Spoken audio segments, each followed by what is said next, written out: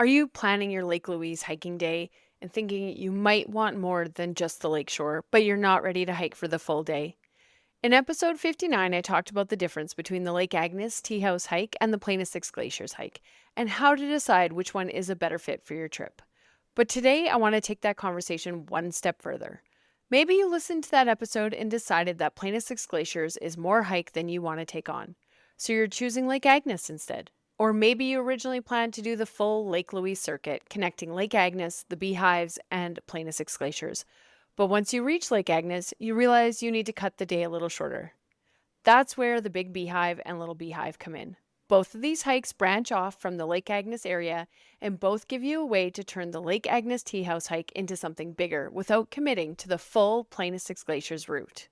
Both will give you jaw-dropping views looking down over Lake Louise. One is a slightly shorter option with beautiful mountain views, a little less distance, and a bit less climbing. The other offers something else special. So today I'm going to help you decide between the Big Beehive and the Little Beehive. I'll talk you through what each hike is like, how hard they really feel, and what kind of views you get, when I'd choose one over the other, and which one I personally prefer. And yes, if you're wondering which one I'd pick, I do have a clear answer. Welcome back to the Banff Travel Podcast. I'm your host, Celine Brewer. I help travelers like you turn their wish list into realistic Canadian Rockies itineraries without the overwhelm. Today we're heading to Lake Louise to compare two add-on hikes to the Lake Agnes Tea House hike that sound almost the same, but give you a very different experience, the Big Beehive and the Little Beehive. Let's start with where these hikes fit into a Lake Louise hiking day.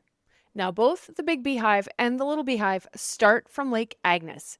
You begin near the Fairmont Chateau Lake Louise and follow the Lake Agnes Trail up through the forest. This trail takes you first to Mirror Lake and then Lake Agnes Tea House. So before you even decide between the Big Beehive and the Little Beehive, you need to understand that you need to get to Lake Agnes first. Now, technically, there are some ways to get to either the Big Beehive or Little Beehive without going to Lake Agnes, but neither of those are ways I would choose. Now, once at Lake Agnes, then you can choose to add on one or both of the Beehive viewpoints. It is entirely possible to do them both if you're up for it. And I actually really love that about this area. You can plan your day with the main goal of reaching Lake Agnes Tea House. And then once you're there, you can decide how much extra you want to take on from there. This is also helpful if you plan to do that full Lake Louise circuit, but realize partway through the day that maybe it's a bit too much, maybe the weather is changing, maybe someone in your group is tired, or maybe the climb to Lake Agnes took longer than expected. In that case, you can still have an incredible hiking day by adding one of the beehives and skipping the full Plain Six Glaciers section. Now let's quickly recap the shared section first. I do recommend going back and listening to episode 59 where I talk a lot more about the hike up to Lake Agnes.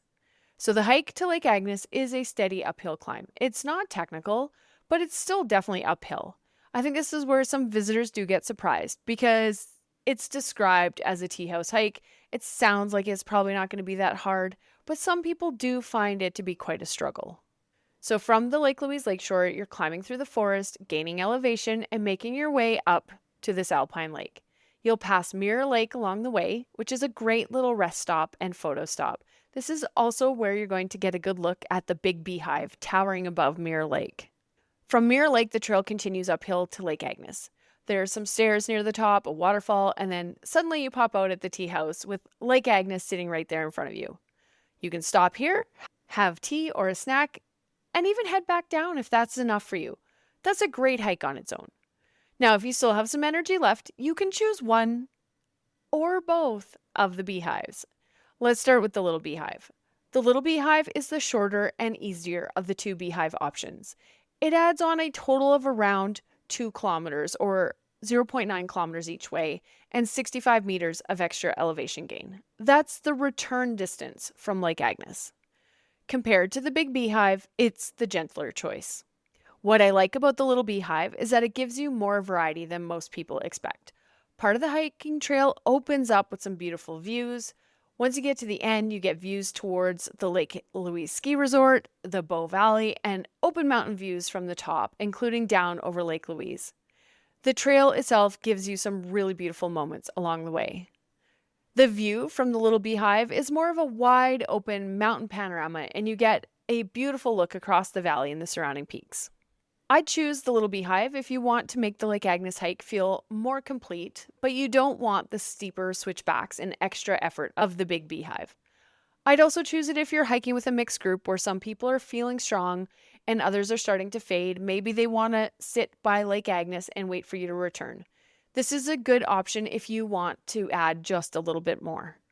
It's also a good choice if the weather is starting to look a bit unsettled, clouds are moving in, and you're not sure how much time you have. The Little Beehive gives you that quicker add-on without committing to that longer route around Lake Agnes and up the Big Beehive switchbacks. Now let's talk about the Big Beehive. The Big Beehive adds on roughly 3 kilometers. Again, that's return distance from Lake Agnes. And it's about 150 meters elevation gain, so over double the elevation gain of the Little Beehive. Again, it starts the same way. You hike from Lake Louise to Mirror Lake, then up to Lake Agnes. But once you reach Lake Agnes, instead of heading up to the right towards the Little Beehive, you walk along the shoreline of Lake Agnes and then climb the switchbacks at the far end. This section is one of the reasons I love the Big Beehive hike so much. Walking along Lake Agnes gives you a completely different feel from the busy tea house area. You get to move away from the crowds a little bit, follow the lake, and take in that mountain setting around you. Depending on the time of year, this section can be really beautiful, especially in September when you start getting those golden larches around Lake Agnes area. And the views looking back over Lake Agnes towards the tea house are one of my favorites. Then you reach the switchbacks, and yes, you're going to notice them. They definitely do make you work. This is the part of the hike where people started slowing down. Maybe you need to stop for a few extra photos. And, we're all quietly wondering how much further it is before the switchbacks end. The views over Lake Agnes are pretty stunning, but just know that the trail is narrow here, so take caution when passing other hikers. Now, the nice thing is that the steepest section doesn't last forever. Once you've climbed those switchbacks, you come out near the top and make your way along to the Big Beehive viewpoint. The view from the Big Beehive looking down over Lake Louise is incredible. The color of the water, you see the Fairmont Chateau Lake Louise, the mountains around the lake, and the valley beyond. Lake Louise is beautiful from the lakeshore. Of course it is. That's why everyone goes there. But from above, you get to see this whole new setting. You see why this lake is famous around the world, and because you've climbed there, it always feels more rewarding. Now, for me, if I had to choose between the Big Beehive and Little Beehive, I would always choose the Big Beehive. It's my personal favorite of the two. I really love that view back over Lake Agnes and walking along the shores of Lake Agnes. I don't find the switchbacks last all that long, and then you still get those incredible views looking down over Lake Louise. And for those of you who are extra strong hikers, the Big Beehive also gives you an option to go even farther up Devil's Thumb for an even more elevated view over Lake Agnes, the Big Beehive, and Lake Louise. Now, just because the Big Beehive is my pick does not mean it's the right choice for everyone. If Lake Agnes already felt like a big hike, you don't even need to do the beehives. It's really only if you want to add more to your day and it won't ruin anything else you had planned. If you're traveling with kids who are already tired by the time you reach Lake Agnes, Little Beehive might be the better choice. If you're hiking with someone who doesn't love exposure, steeper trails, or longer climbs, again, that Little Beehive might feel a lot more enjoyable. It's really important to choose the hike that fits your group, your energy levels, your timing for your transportation, and also for the season. So my recommendation is choose the Little Beehive if you want the easier add-on from Lake Agnes. It's still a moderate hike, but it's shorter, has less elevation gain, still gives you that beautiful viewpoint without quite as much effort. And it's a great choice if you get to Lake Agnes and think, I'm not ready to go down yet, but I don't want to hike too much more. Choose the Big Beehive if you want that iconic view looking back over Lake Agnes. Again, this is the one I'd choose if you're reasonably fit, have enough time, and want that big reward. It's harder, but I think the payoff is worth it. And then choose both if you have good weather, a strong hiking group, and you have a lot of time for hiking in your day. I would be cautious about trying to do both if you have a tight window for your shuttle or if you're still planning on going to Moraine Lake that day. You probably also don't want to do both if your group is already divided on how much extra hiking they want to do. Now, both of these are probably going to be a good half-day hike because you still need to account for the time to get to Lake Agnes, photo stops, breaks, and the fact that the trail can be busy. Obviously, you want to leave a little extra time if you're going to do the Big Beehive, just because those switchbacks are going to probably slow you down a little bit more, and you want some time to actually sit at the viewpoint when you get there. Both of the Big Beehive and Little Beehive at the end are the ideal place to sit, take a break, have a snack, and just enjoy where you're at. But you know what? The best part is you don't actually need to decide until you get there. Once you're there, you can assess how everybody's feeling and then add on the one that makes the most sense. You're already going to know what the distances are and what to expect. So just a few more things to think about. First, obviously getting to Lake Louise. In summer, you need a plan for reaching the Lake Louise lakeshore. Parking is limited. Most of the cars that try to drive up there get turned away. You have to pay for parking there, and it often fills before sunrise. Now, you may be using Parks Canada shuttles, Rome Transit, or a commercial shuttle operator, or even staying somewhere with easy access like Paradise Lodge and bungalows. So if you're planning on doing a bigger hike, you just need to make sure that it fits within your transportation plan. You probably want to start early enough that you're not hiking in the hottest part of the day and that you're not feeling rushed. And of course, you're not dealing with the full midday crowds at Lake Louise and on the Lake Agnes Trail. Second, you do want to bring proper hiking gear. These are popular hikes, but they are still mountain hikes. You want to wear some proper shoes with some grip. Bring layers, bring more water than you think you need. Make sure you have snacks, sun protection, and especially bear spray. And yes, you need to bring bear spray even on a busy trail. Busy does not mean wildlife free. Third, you should always check the weather before you go. Yes, it's unpredictable, but it can also change quickly. So you might start the hike in the sunshine and end up, wind, clouds, cooler temperatures up high, or perhaps thunderstorms in the afternoon. That can be pretty common in the summertime. Now let's quickly talk about seasonality because not all of you are coming in just July and August. For most visitors, July, August, and September are the best months for the Big Beehive and Little Beehive. The trails are usually in their best condition and the Lake Agnes Tea House is open.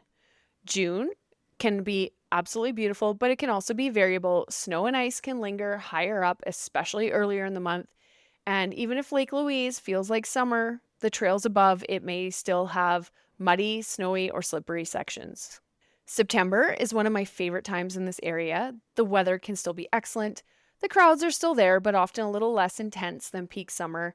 And the larches around the Lake Agnes area can be gorgeous in the last part of the month. You obviously don't get the same full larch experience as somewhere like Larch Valley, but the golden trees around Lake Agnes and the Beehive trails can add a lot to this hike. By October, you really need to start paying attention to the conditions. You might get a beautiful fall hiking day, or you might get snow and ice. And this is when those micro spikes can become useful, and it's definitely not time to assume summer trail conditions. And then, of course, these are not good winter trails. You shouldn't be venturing past Mirror Lake unless you have avalanche training, all of the required gear, and know how to use it. Now, I hope this answered the question about which one you'll want to choose. I'm going to leave my blog post for each one in the show notes. Take a look through the pictures. It will also help you decide which one you want to choose. Neither one is wrong. You just need to choose the one that fits the day you're actually having, your energy levels, and of course, your transportation plan. Now, this is exactly the kind of question I love helping travelers work through inside my Banff and Jasper Planning Hub.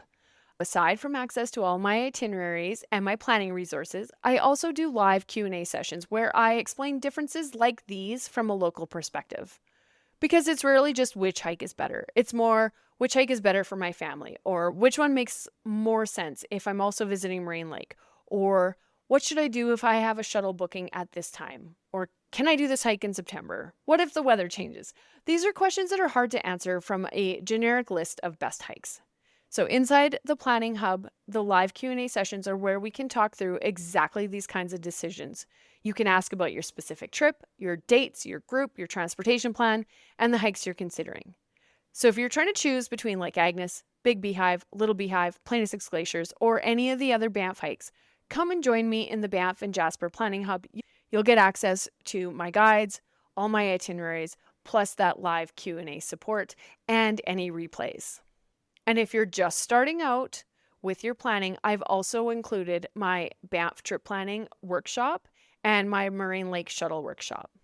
All right, let's wrap this up. Here's my simple answer. If I had to choose between the Big Beehive and the Little Beehive, I would choose the Big Beehive every time. It is harder and it's longer with more elevation gain, but that view over Lake Agnes and then down over Lake Louise is just so beautiful.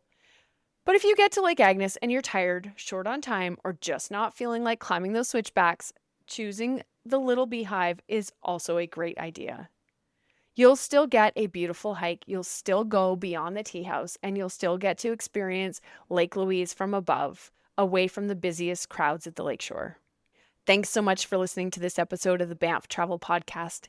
If you got value from this episode, do me a favor and make sure you follow the podcast so you don't miss the next one. It's free, it helps the show, and it keeps you in the loop. And if you have a question you'd like me to answer in a future episode, head to banfftravelplanning.com/podcast and send it in. Until next time, happy trip planning, and I'll see you out on the trails.